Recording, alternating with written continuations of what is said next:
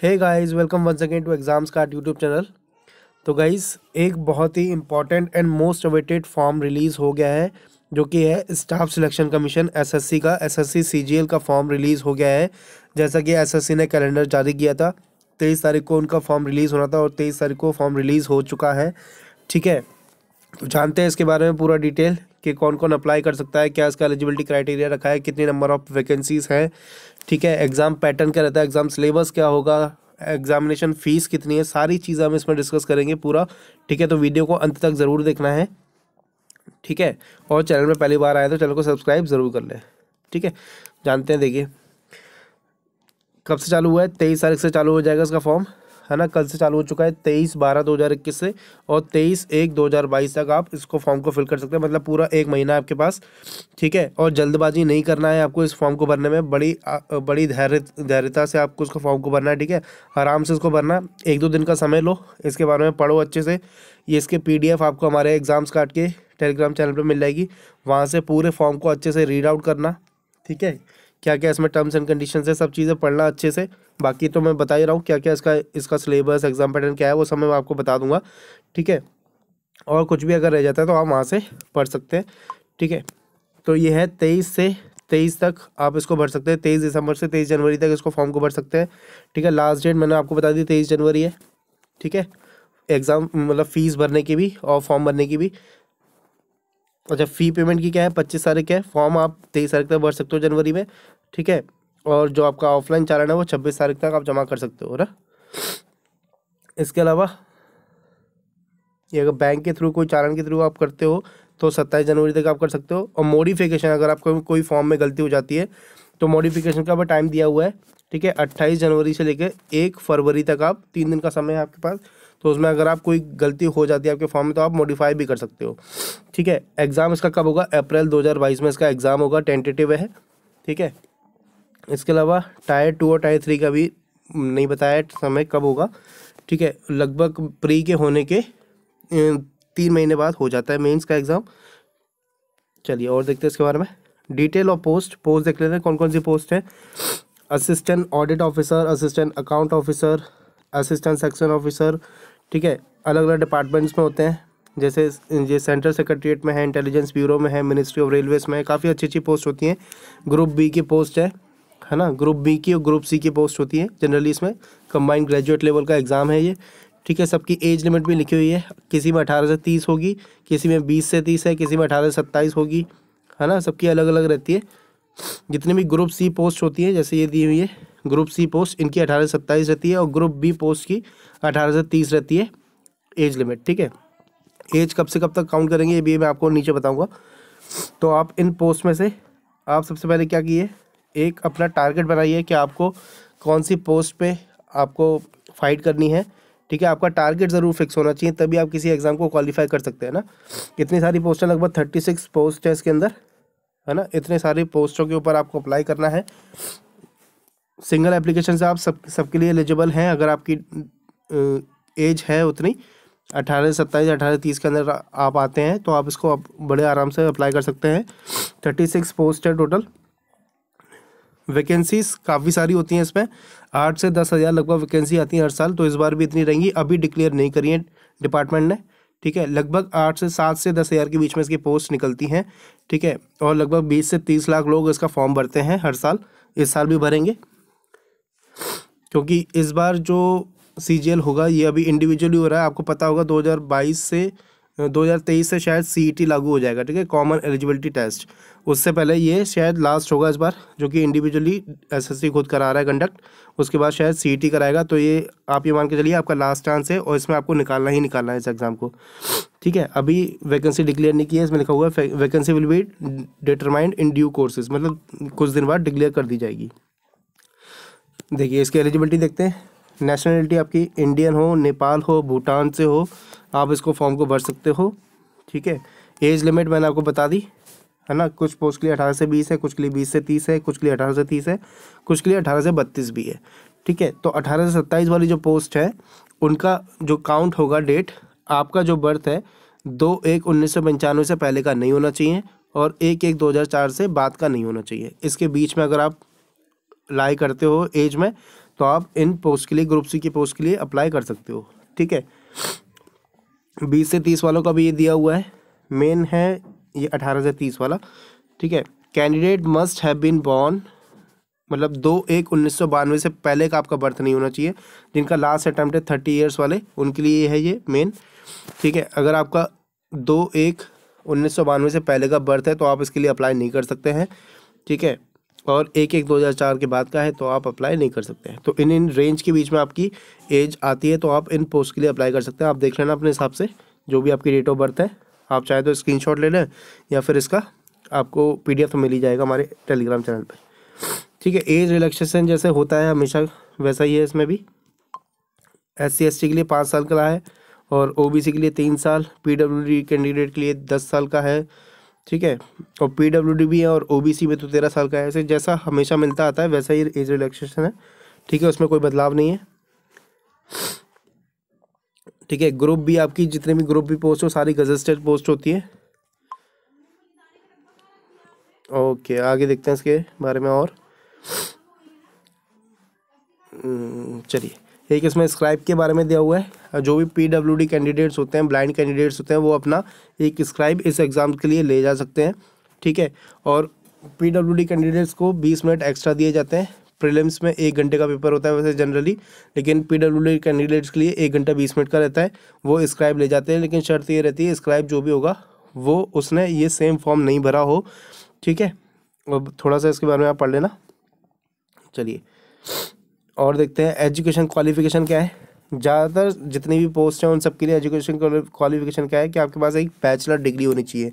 BA BSc BCom आपने कुछ भी किया हो, BTech, तो आप इन सारी पोस्ट के लिए अप्लाई कर सकते हैं।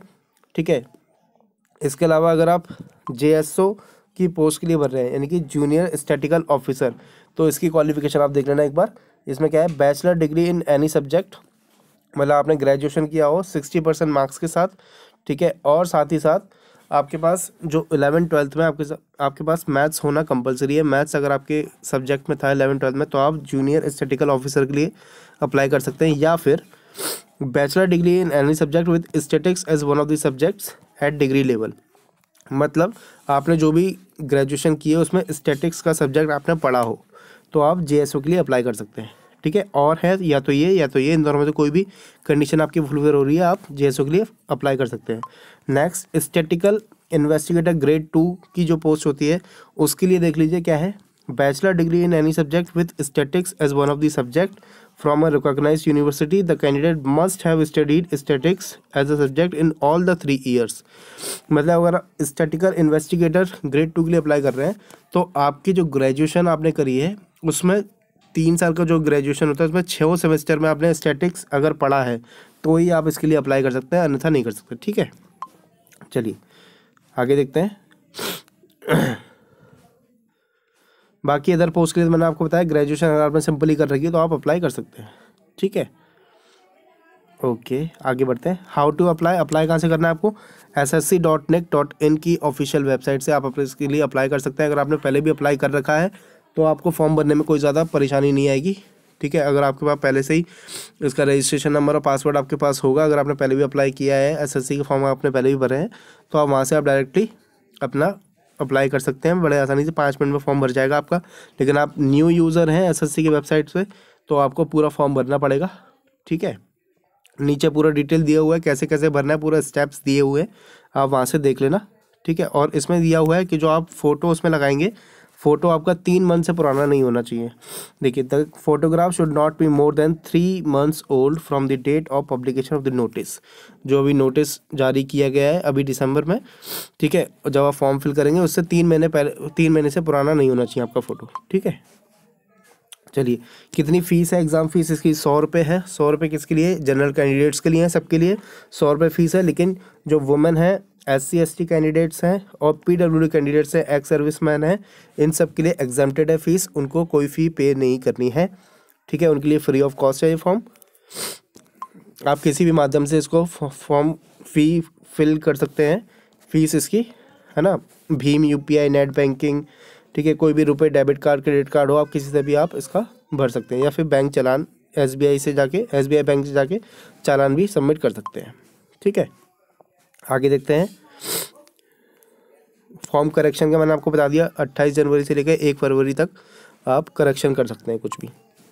चलिए आगे देखते हैं। और एग्ज़ाम सेंटर, आप देखिए किस भी एक रीज़न से आपको इस फॉर्म को भरना पड़ता है, या तो आप MP रीजन से भरिए, NR रीजन से भरिए, CR रीजन से भरिए, ठीक है। तो जिस रीजन से आप भरेंगे उसी रीजन में आपका एग्ज़ाम सेंटर भी पड़ता है, ठीक है। तो जो भी आपके नियर बाय हो या आप जिस भी स्टेट से बिलोंग करते हो उसी स्टेट का भरें तो ज़्यादा आपको बेनिफिट मिलता है, आपको कहीं उधर उधर जाने नहीं पड़ेगा, ठीक है। नंबर ऑफ़ वैकेंसी तो ओवरऑल रहती है, उसमें कोई फ़र्क नहीं पड़ता, आप कहीं से भी भर सकते हैं ना। अगर आप सेंट्रल रीजन से भरते हैं जिसमें बिहार और उत्तर प्रदेश आता है, उसमें ये सारे सेंटर्स रहेंगे। ईस्टर्न रीजन से भरते हैं तो ये सारे सेंटर्स रहेंगे, आप देख लेना जो भी आपका रीजन हो उस हिसाब से, ठीक है। आगे देखते हैं। देखिए स्कीम ऑफ द एग्जामिनेशन क्या है, देखो इसमें एक टायर 1 एग्ज़ाम होता है जिसको कंप्यूटर बेस्ड एग्ज़ाम होता है, ठीक है। कितने कितने क्वेश्चंस आते हैं ये भी मैं आपको बताऊंगा आगे। दूसरा होता है टायर 2 एग्ज़ाम, वो भी कंप्यूटर बेस्ड एग्जामिनेशन होता है। टायर 3 होता है पेन एंड पेपर मोड जिसमें डिस्क्रिप्टिव का पेपर होता है, ठीक है। नेक्स्ट है टायर 4 जिसमें कंप्यूटर प्रोफिशिएंसी टेस्ट यानी आपका एक टाइपिंग टेस्ट होता है। ये 4 मोड होते हैं मेनली। आगे देखते हैं इसके बारे में। देखो टायर 1 में क्या होता है, रीजनिंग होता है, general awareness, aptitude and English. 25-25 questions आते हैं, मतलब टोटल 100 क्वेश्चन आएंगे और 50-50 मार्क्स के रहते हैं सारे, तो 200 मार्क्स, 100 क्वेश्चन 200 मार्क्स के, और 1 घंटा आपको अलॉट किया जाता है उसके लिए, ठीक है।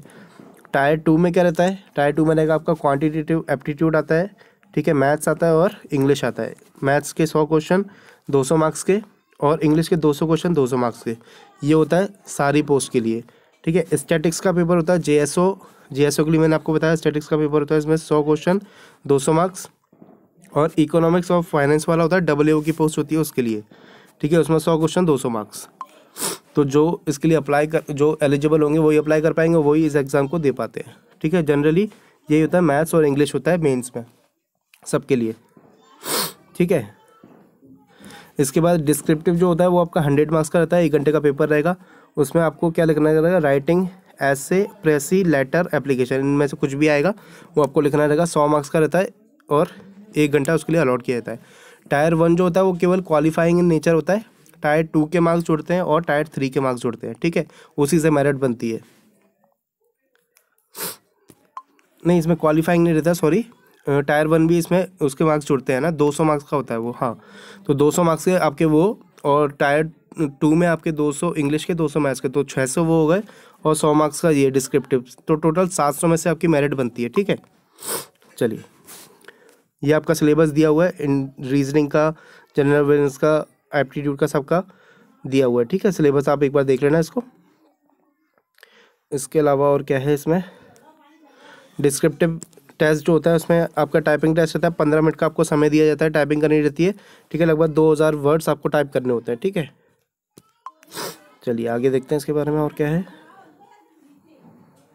उसके बाद होता है आपका डॉक्यूमेंट वेरिफिकेशन। जब सारे राउंड आप क्लियर कर लेंगे तो अगर आपका मेरिट में नाम है तो आपका डॉक्यूमेंट वेरिफिकेशन के बुलाया जाएगा।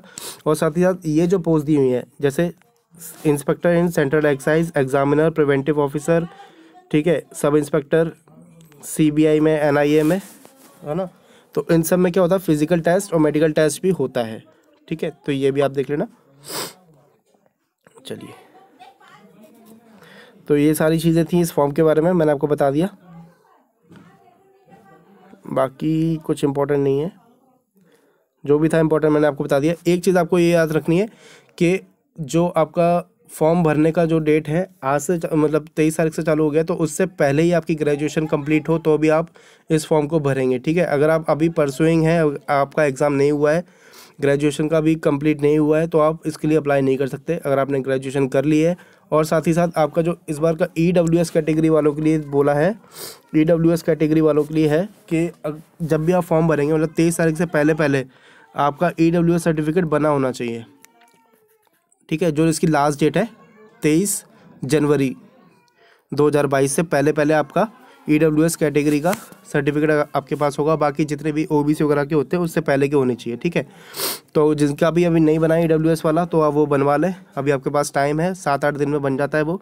फिर उसके बाद EWS कैटेगरी से आप अप्लाई कर सकते हैं, ठीक है। तो ये था इस फॉर्म के बारे में पूरा डिटेल। बाकी इसका PDF आपको मिल जाएगा, वहाँ से आप रीड आउट कर लेना कुछ भी अगर रहता है तो, ठीक है। और आपका कुछ भी डाउट हो तो कमेंट करके ज़रूर पूछना, मैं आपका रिप्लाई करूँगा। ठीक है, चलिए मिलते हैं फिर कल नेक्स्ट क्लास में। Till then take care, bye bye.